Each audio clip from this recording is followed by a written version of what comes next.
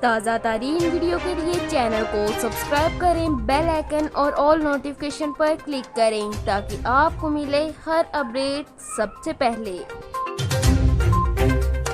اور ابھی آپ کو یہاں بتائیں کہ محکمہ موسمیات کا کہنا ہے کہ کراچی میں کچھ گھنٹوں بعد بارش کے امکانات نظر آ رہے ہیں۔ دوسری جانب آپ کو بتائیں کہ محکمہ موسمیات کے مطابق 23 ستمبر سے 25 ستمبر کے درمیان موسلا دھار بارش کے امکانات ہیں، جبکہ آج کے دن صرف بوندا باندی امکان ہے۔ اس کے علاوہ ٹھٹھہ، مٹھی اور حیدرآباد میں بھی گرج چمک کے ساتھ موسلا دھار بارش کے امکانات نظر آ رہے ہیں۔ محکمہ موسمیات کے مطابق کراچی میں آج بوندا باندی کے امکان ہیں، جبکہ موسم انتہائی گرم اور خشک رہے گا جس سے ہبس کی شدت بڑھ سکتی ہے۔ اس کے علاوہ کراچی میں 23 ستمبر سے 25 ستمبر تک موسلا دھار بارش کا امکان ہے، جبکہ یہ بارش 50 کلومیٹر سے زائد ہوگی اور کچھ علاقوں میں 100 کلومیٹر بھی ہو سکتی ہے۔